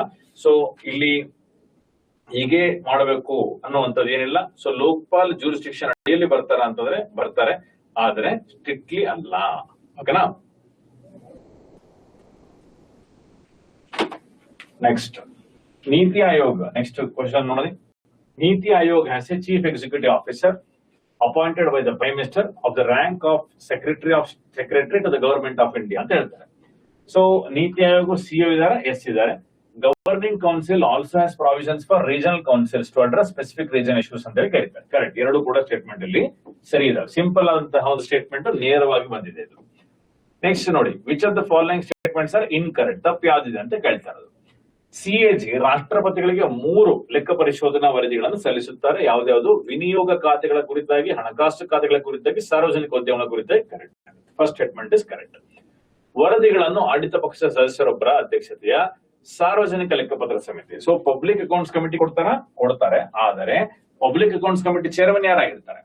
ಅಪೋಸಿಷನ್ ಮೆಂಬರ್ ಅವರಾಗಿರ್ತಾರೆ. So it is a ruling member, no. So ಹಾಗಾಗಿ ತಪ್ಪು ಯಾವುದು? ಎರಡನೇದಲ್ಲಿ ತಪ್ಪಾಗುತ್ತೆ. 2 ಓನ್ಲಿ. ನೆಕ್ಸ್ಟ್ ನೋಡಿ, ಖಾತೆ ಹಂಚಿಕೆ ಪದ್ಧತಿ ಪೋರ್ಟ್ಫೋಲಿಯೋ ಸಿಸ್ಟಮ್ ಸಂಬಂಧಿಸಿದಂತೆ ಯಾರು ತಂದದ್ದು? ಲಾರ್ಡ್ ಕ್ಯಾನಿಂಗ್ ಅವರು ಅಲ್ವಾ? ಇದಕ್ಕೆ ಆನ್ಸರ್ ಯಾವುದು? It was introduced by Lord Canning in 1859 and later reorganised by the 1861 act ಅಂತ ಕರೀತಾರೆ. ಸೊ ಇದಕ್ಕೆ ಸರಿಯಾಗುತ್ತೆ. ಸೊ ಇಲ್ಲಿ ಆನ್ಸರ್ ಓಕೆನಾ? It was introduced by Indian councils act 1861. Introduce ಅಲ್ಲ, ಅದಕ್ಕೆ ಅಫಿಷಿಯಲ್ ಮಾನ್ಯತೆ ಕೊಟ್ಟದ್ದು Indian councils act 1861. Okay. First introduced under the government of India 1858 ಇಲ್ಲ. Empowered provincial governance to issue ordinances ಆತರ ಏನು ಇಲ್ಲ. Okay. Next, consider the following statements regarding the financial provisions of the government of India 1919. ಓಕೆನಾ? The act separated the provincial budgets from the central budget for the first time. Correct. It authorized provincial legislatures to enact their own provincial budgets ಅಂತ ಹೇಳ್ತಾರೆ. So ಅವರದೇ ಅಂತಹ provincial budgets ಗಳನ್ನ ತರುವಂತಹ ಅವಕಾಶವನ್ನ ಇವರಿಗೆ ಕೊಡಲಾಗಿತ್ತ ಎನ್ನುವಂತಹ ವಿಚಾರ ಬಂದಾಗ ಹೌದು. ಸೊ ಮೊದಲ ಬಾರಿಗೆ ಅವರಿಗೆ ಸಪರೇಟ್ ಆಗಿ ಮಾಡ್ತಾ ಬರ್ತಾರೆ. ಅಂದ್ರೆ ಈಸಿ ಆದಂತಹ ಪ್ರಶ್ನೆ. ಎರಡು ಕೂಡ ಸ್ಟೇಟ್ಮೆಂಟ್ ಅಲ್ಲಿ ಕರೆಕ್ಟ್ ಇದಾವೆ. ನೆಕ್ಸ್ಟ್ 42 ಬನ್ನಿ. ರಿನೌನ್ಸಿಯೇಷನ್, termination, deprivation. So match the following ಇರೋದು ಸಿಟಿಜನ್ಶಿಪ್ ಆಕ್ಟ್ 1955 ಅಲ್ಲಿ ಬರುವಂತದ್ದು. ಸೊ ರಿನೌನ್ಸಿಯೇಷನ್ ಅಂದ್ರೆ ಏನು ಎನ್ನುವಂತ ವಿಚಾರ ಬಂದಾಗ ಪೂರ್ಣ ವಯಸ್ಸು ಮತ್ತು ಸಾಮರ್ಥ್ಯ ಹೊಂದಿರುವಂತ ಪೌರನಿಂದ ಘೋಷಣೆ ಆಗ್ತದೆ. ಅವ್ನು ಬಿಡ್ತೀನಿ ನಾನು ಸಿಟಿಜನ್ಶಿಪ್ ಅಂತ ಹೇಳ್ತಾರೆ. ಟರ್ಮಿನೇಷನ್ ಅಂದ್ರೆ ಏನು? ಕೇಂದ್ರ ಸರ್ಕಾರದ ಕಡ್ಡಾಯ ರದ್ದತಿ, ಅದು ಡಿಪ್ರೈವೇಷನ್ ಆಗುತ್ತೆ. ಟರ್ಮಿನೇಷನ್ ಅಂದ್ರೆ ಏನು? ಸ್ವಯಂ ಪ್ರೇರಿತವಾಗಿ ಅದನ್ನ ಕಳ್ಕೊಳ್ಳುವಂಥದ್ದು. ಅಂದ್ರೆ ಆಗ ಸ್ವಯಂ ಪ್ರೇರಿತ ಆಗಿ ಇನ್ನೊಂದು ದೇಶದ ಪೌರತ್ವವನ್ನು ಪಡೆದುಕೊಂಡಿದ್ದಾನೆ. ಸೊ ಹಾಗೆ ಕಳ್ಕೊಂಡಿರ್ತಾನೆ. ಓಕೆನಾ? ಸೊ ಆನ್ಸರ್ ಏನಾಗುತ್ತೆ? A2 B1 C3 ಇದು ಆನ್ಸರ್ ಆಗುತ್ತೆ. ಓಕೆ, 42 ಇದು. ನೆಕ್ಸ್ಟ್ 43 ನೋಡಿ. ಕ್ರೊನಾಲಜಿಕಲ್ ಆರ್ಡರ್ ಪ್ರಕಾರ ಜೋಡಿಸಬೇಕು. ಸೊ ಕ್ರೊನಾಲಜಿಕಲ್ ಆರ್ಡರ್ ಕ್ವಶನ್ಸ್ ಗಳು ಸಾಕಷ್ಟು ಇವಾಗ ಬರ್ತಾ ಇದಾವೆ. ಸೊ ಹಾಗಾಗಿ ನಾವು ಕೂಡ ಇದನ್ನ ಕೊಟ್ಟಿದೀವಿ. ಸ್ಟೇಟ್ ರೆಕಗ್ನಿಷನ್ ಕಮಿಷನ್ ಫಸಲ್ ಅಲಿ ಆಯೋಗ 1953 ಅಲ್ಲಿ ಬಂದದ್ದು. 7th ಕಾನ್ಸ್ಟಿಟ್ಯೂಷನ್ ಅಮೆಂಡ್ಮೆಂಟ್ ಆಕ್ಟ್ 1956 ಅಲ್ಲಿ ಬಂದದ್ದು. ಇನ್ಸರ್ಷನ್ ಆಫ್ 350B ಇದರ ಅಡಿಯಲ್ಲೇ ಬರ್ತದೆ, 1956 ಆಗುತ್ತೆ. ಬಟ್ ಇದಾದ್ಮೇಲೆ ಆಗಂತದ್ದು provision for special officer for linguistic minorities again 1956 ಅಲ್ಲೇ ಬರುವಂತದ್ದು. ಸೊ ಆರ್ಡರ್ ಏನಾಗುತ್ತೆ, ಆರ್ಡರ್ ಕರೆಕ್ಟ್ ಇದೆ. 1 2 3 4 is basically the order here. ಯಾವ್ದಾದ್ಮೇಲೆ ಯಾವ್ದು ಬಂತು, ಎಲ್ಲವೂ 1956 ಅಲ್ಲೇ ಬಂದದ್ದು. ಯಾವ್ದಾದ್ಮೇಲೆ ಯಾವ್ದು ಬಂತು ಅನ್ನೋದು ಕೇಳ್ತಾರೆ. ಪ್ರತ್ಯಕ್ಷ ಪ್ರಜಾಪ್ರಭುತ್ವ, ಇಲ್ಲಿ ಡೈರೆಕ್ಟ್ ಡೆಮೋಕ್ರಸಿ ಅಂತ ನಾವು ಹೇಳಿದಾಗ ಡೈರೆಕ್ಟ್ ಡೆಮೋಕ್ರಸಿಯಲ್ಲಿ ಏನೇನಿದೆ ಅನ್ನೋದನ್ನ ಇಲ್ಲಿ ಗಮನಿಸಿ. ಸೊ ಡೈರೆಕ್ಟ್ ಡೆಮೋಕ್ರಸಿ ಅಂತ ಬಂದಾಗ people exercise political power directly rather than through elected representatives ಅಂತ ಹೇಳ್ತಾರೆ. ಕರೆಕ್ಟ್ ಆಗುತ್ತೆ. Referendum enable citizens to propose a bill directly to the legislature for enactment ಅಂತ ಹೇಳ್ತಾರೆ. ಈಗ ಸಂಸತ್ತು ಒಂದು ಶಾಸನವನ್ನ ಮಾಡಬೇಕು ಅಂತಂದಾಗ ಸಾಮಾನ್ಯವಾಗಿ ಯಾರು ಶಾಸನವನ್ನ ತರುವಂತದ್ದು? ಸರ್ಕಾರ. ಇಲ್ಲಿ ಜನರೇ ಶಾಸನವನ್ನ ತಂದು ಅವರಿಗೆ ಪ್ರಪೋಸ್ ಮಾಡುವ ರೀತಿಯಲ್ಲಾದರೆ ಅದನ್ನೇನು ಕರೀತಾರೆ? ಇನಿಷಿಯೇಟಿವ್ ಅಂತ ಕರೀತಾರೆ. ಓಕೆನಾ? ಸೊ ಕ್ವಶನ್ ಏನ್ ಕೊಟ್ಟಿದ್ದಾರೆ? ಕ್ವಶನ್ ರೆಫರೆಂಡಮ್, ಜನಾಭಿಪ್ರಾಯ ಸಂಗ್ರಹ ಅಂತ ಕೊಡ್ತಾರೆ. ಜನಾಭಿಪ್ರಾಯ ಸಂಗ್ರಹವನ್ನ ಯಾವಾಗ ಮಾಡ್ತೀವಿ? ಇದು ಕೂಡ ಡೈರೆಕ್ಟ್ ಡೆಮೋಕ್ರಸಿ ಎಲಿಮೆಂಟೇ. ಆದರೆ ಇದನ್ನ ಮಾಡುವಂತದ್ದು ನಮಗೆ ಯಾವುದಾದರೂ ವಿಷಯದ ಬಗ್ಗೆ ನಮಗೆ ಕ್ಲಾರಿಟಿ ಬೇಕು, ಗೊಂದಲ ಇದೆ, ನಾವು ಡಿಸಿಷನ್ ತಗೋಬೇಕು ಅನ್ನಂತದ್ದು ಬಂದಾಗ ಸಂಸತ್ ಏನ್ ಹೇಳುತ್ತೆ? ನೇರವಾಗಿ ಜನರಿಗೆ ಕೇಳ್ಬೋಣ ಅಂತ ಹೇಳುತ್ತೆ. ಅವಾಗ ಅದನ್ನ ರೆಫರೆಂಡಮ್ ಅಂತ ಕೇಳ್ತೀವಿ. ನೆಕ್ಸ್ಟ್ ನೋಡಿ, consider the following statements regarding article number 368 and article 13. 24ನೇ ಸಾಂವಿಧಾನಿಕ ತಿದ್ದುಪಡಿ ಕಾಯ್ದೆ 1971. It provided that constitutional amendment is not treated as law under article 13. Correct ಅಲ್ವಾ? ಇಲ್ಲಿ ಶಾಸಕಾಂಗ ಮತ್ತು ನ್ಯಾಯಾಂಗದ ನಡುವೆ ಹಗ್ಗ ಜಂಗಾಟ ನಡೀತಾ ಇರಬೇಕಾದಾಗ they said that it is definitely not a law under article 13.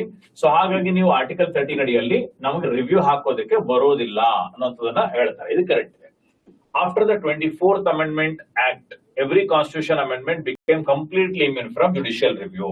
So ಇಲ್ಲಿವರೆಗೂ ಕೂಡ ಇದು ಯಾವುದೇ ರೀತಿಯಾದಂತಹ ಕಾನ್ಸ್ಟಿಟ್ಯೂಷನ್ ಅಮೆಂಡ್ಮೆಂಟ್ ಗಳನ್ನ ನಾವು ಮಾಡ್ಕೋತೀವಿ, ನಿಮ್ಗೆ ಇದನ್ನ ರಿವ್ಯೂ ಮಾಡಕ್ ಬರೋದಿಲ್ಲ ಅಂತ ಹೇಳಿದಾರ ಅಂತ ಕೇಳ್ತಾರೆ.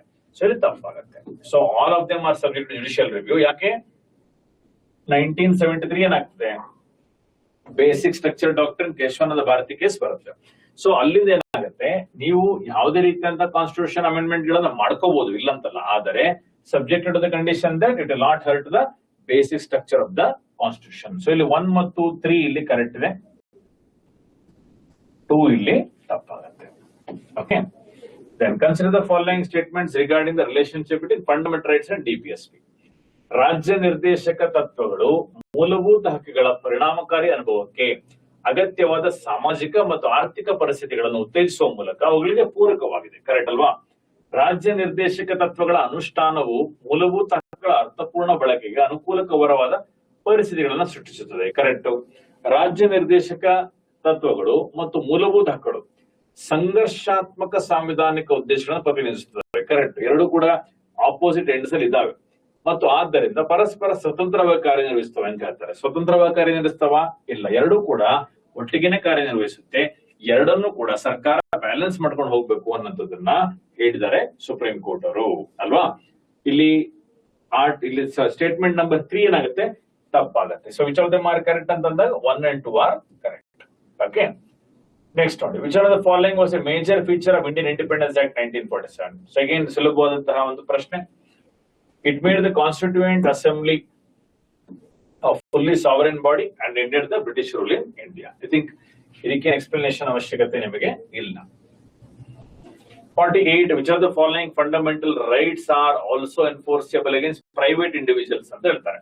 Prohibition of discrimination ಹೌದು, abolition of untouchability ಹೌದು, prohibition of trafficking in human beings ಹೌದು, prohibition of child labor ಹೌದು. Which of the following are correct? ಎಲ್ಲವೂ ಕೂಡ correct. Again very simple question ಇವು.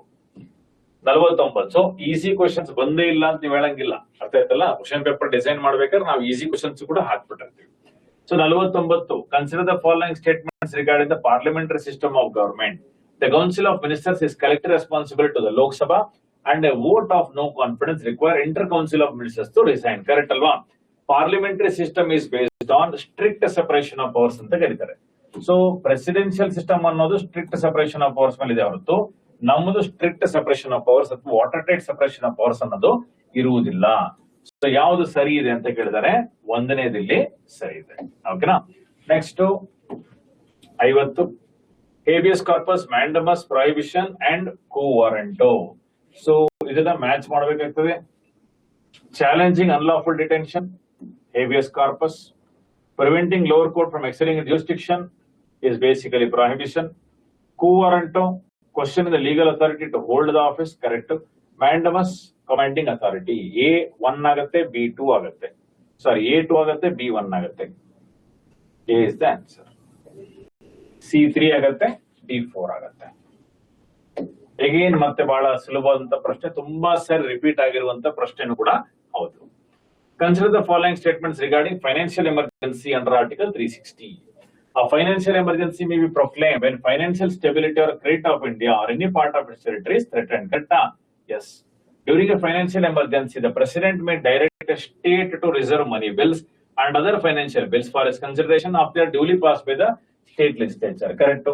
During a financial emergency, president may direct reduction of salaries and allowances of judges of Supreme Court. Correct? ಎಲ್ಲ ಸ್ಟೇಟ್ಮೆಂಟ್ಗಳು ಕೂಡ correct ಇದೆ. ನೇರ article ಇಂದ ತಗೊಂಡಿರುವಂತಹ ಇದಾಗಿರುತ್ತೆ. All 3 statements are correct.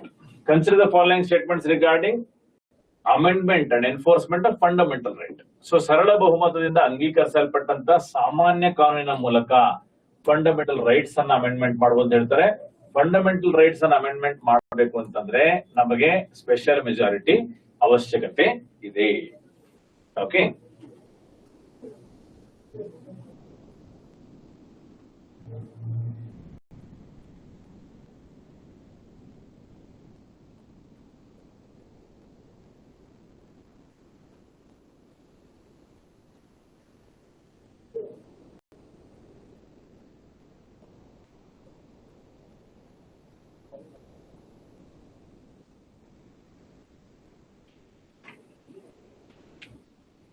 next one. Parliament may amend provisions related to fundamental rights through the Constitution amendment procedure subject to the basic structure. Yes, Article 368 ಅಡಿಯಲ್ಲಿ ನೀವು amendment ಮಾಡ್ಕೋಬಹುದು.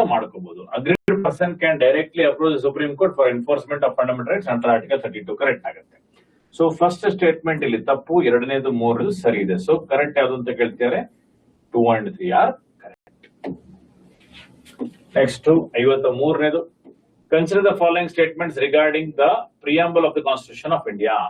The Constitution derives its authority from the Parliament of India ಅಂತ ಹೇಳ್ತಾರೆ. So constitution parliament ಇಂದ ಪಡೆಯುತ್ತಾ, parliament constitution ಇಂದ ಪಡೆಯುತ್ತಾ ಅಂತ ಬಂದಾಗ constitution derives its authority, sorry parliament derives its authority from the constitution and not the other way. India was the first country to begin its constitution with the preamble, ಅಲ್ಲ USA. ಓಕೆನಾ? So ಎರಡು statement ಅಲ್ಲಿ ತಪ್ಪಾಗ್ತವೆ. ಯಾವುದು correct ಇದೆ ಅಂತ ಕೇಳ್ತಾರೆ, neither one not two. Okay, 54ನೇದು ಅಸರ್ಷನ್ ರೀಸನ್.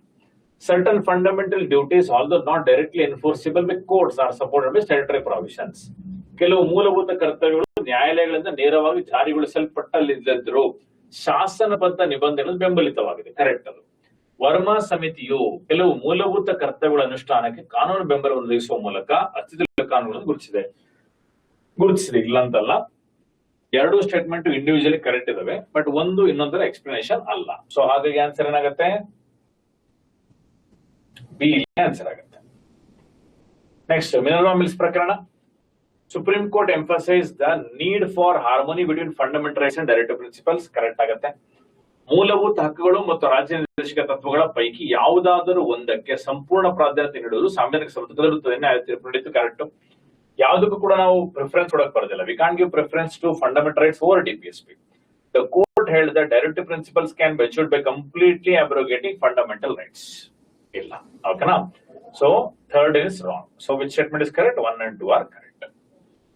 Next ನೋಡಿ. Which one of the following correctly distinguishes the Government of India Act 1919 from the Government of India Act 1935? 1990 introduced provincial autonomy, 1935 introduced provincial diarchy. ಉಲ್ಟಾಗಿದೆ.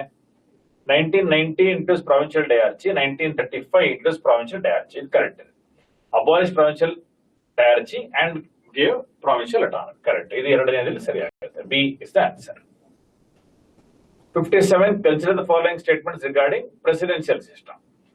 ಇದು ಕಾರ್ಯನಿರ್ವಹಣೆಗೆ ಹೆಚ್ಚಿನ ಅಧಿಕಾರಾವಧಿ ಸ್ಥಿರತೆಯನ್ನು ಒದಗಿಸುತ್ತದೆ. ಯಾಕಂದ್ರೆ ಯಾರು ಕೂಡ support ಅನ್ನ ಎಳ್ಕೊಂಡ್ಬಿಡ್ತೀನಿ ನೀವು ರಿಸೈನ್ ಮಾಡಿ ನನ್ನ ಒಂದು ಬೆಂಬಲವನ್ನ ಕೊಡಿ ಅಥವಾ ನಮ್ಮ ಎಲ್ಲ ಬೇಡಿಕೆಗಳನ್ನ ಪೂರೈಸಿ ಅಂತ ಕೇಳುವಂತವ್ರು ಇರುವುದಿಲ್ಲ. ಸೊ ಹಾಗಾಗಿ ಏನಾಗುತ್ತೆ, ಸ್ಥಿರತೆಯನ್ನ ಒದಗಿಸುತ್ತೆ. ಕರೆಕ್ಟ್. ಇದು ಕಾರ್ಯಾಂಗ ಮತ್ತು ಶಾಸಕಾಂಗದ ನಡುವಿನ ತುಲನಾತ್ಮಕವಾಗಿ ಸ್ಪಷ್ಟವಾದ ಅಧಿಕಾರ ವಿಭಜನೆಯನ್ನ ಆಧರಿಸಿದೆ. ಕರೆಕ್ಟ್.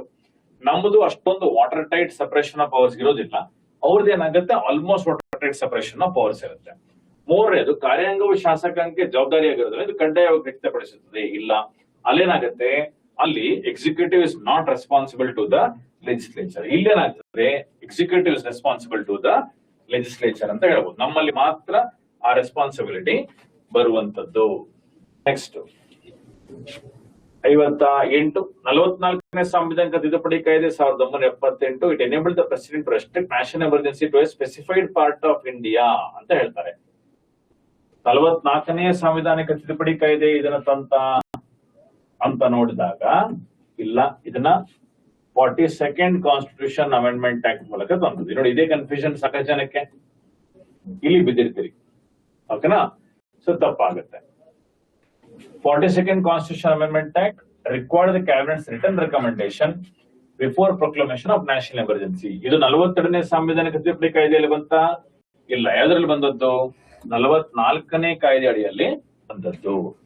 ಮೂರನೇದು, requirement of return cabinet recommendation was introduced to prevent prime minister from taking emergency decision alone. ಇದು ಕರೆಕ್ಟ್ ಆಗುತ್ತೆ. ಸೊ ಒಂದು ಸ್ಟೇಟ್ಮೆಂಟ್ ಇಲ್ಲಿ ಕರೆಕ್ಟ್ ಇದೆ, ಎರಡು ಸ್ಟೇಟ್ಮೆಂಟ್ ತಪ್ಪಿದಾವೆ. So which of the following statements are correct ಅಂದ್ರೆ only one is correct. Okay, so ಇದು 58ನೇ. 59, consider the following statements regarding separation of powers in presidential system. Separation of powers necessarily eliminates the conflict between the executive and the legislature. Hello, ಇಲ್ಲಿ third body ಬಿತ್ತರೇಗ.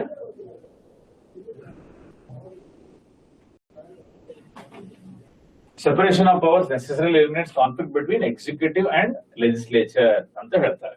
ಕರೆಕ್ಟಾ? ಇಲ್ಲಿ conflict complete ಆಗಿ eliminate ಆಗತ್ತೆ ಅಂತ ನಾವು ಹೇಳೋದು ಬರೋದಿಲ್ಲ.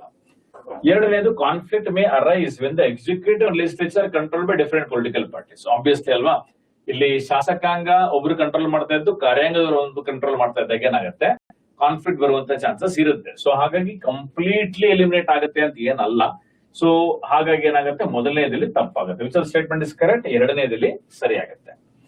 60ನೇದು ನೋಡಿ, consider the following statements regarding features of the Indian constitution. All India services strengthen the federal character of India ಅಂತ ಹೇಳ್ತಾರೆ. ಇಲ್ಲಿ ಅಖಿಲ ಭಾರತ ಸೇವೆಗಳು ಅಂತ ಬಂದಾಗ ಅದು ಒಕ್ಕೂಟದ ಲಕ್ಷಣವನ್ನ ಬಲಪಡಿಸುತ್ತದೆ ಅಂತ ಹೇಳ್ತಾರೆ. ತಪ್ಪಾಗುತ್ತೆ. ಒಕ್ಕೂಟದ ಲಕ್ಷಣವನ್ನ ಬಲಪಡಿಸೋದಿಲ್ಲ. ಇಲ್ಲಿ ಕೇಂದ್ರದ ನಿಯಂತ್ರಣ ಜಾಸ್ತಿ ಆಗುತ್ತೆ. ದ್ವಿಸದನ ಪದ್ಧತಿಯನ್ನ ಸಾಮಾನ್ಯವಾಗಿ ಸಂಯುಕ್ತ ಲಕ್ಷಣವೆಂದು ಪರಿಗಣಿಸಲಾಗುತ್ತದೆ, ಏಕೆಂದ್ರೆ ಇದು ಒಕ್ಕೂಟದ ಮಟ್ಟದಲ್ಲಿ ರಾಜ್ಯಗಳ ಪ್ರಾತಿನಿಧ್ಯವನ್ನು ಒದಗಿಸುತ್ತದೆ. ಇಲ್ಲಿ ಕರೆಕ್ಟ್ ಆಗುತ್ತೆ. ಸೊ ಯಾವುದು ಸರಿಯಾಗಿದೆ ಕೇಳಿದರೆ, ಸೊ 2 is ಅರ್ಥ ಆಯ್ತಲ್ಲ. So this is basically discussion regarding paper 2. ಇಲ್ಲಿ ಟೆಸ್ಟ್ ನಂಬರ್ 2 ಪೇಪರ್ ಡಿಸ್ಕಸ್ ಮಾಡಿದೀನಿ. ಇನ್ನ 1 ರಿಂದ 60 ತನಕ ನಾನು ಮಾಡಿದೀನಿ. 61 ರಿಂದ 100ರವರೆಗೂ ನನ್ನ ಕೊಲಿಗಾದಂತಹ ಪ್ರಾಣೇಶ್ ಸರ್ ಅವರು ಇಲ್ಲಿ ಡಿಸ್ಕಷನ್ಸ್ ಅನ್ನ ಮಾಡ್ತಾರೆ. ಸದ್ಯದಲ್ಲೇ ವಿಡಿಯೋ ಅಪ್ಲೋಡ್ ಆಗಲಿದೆ. Okay, thank you all of you.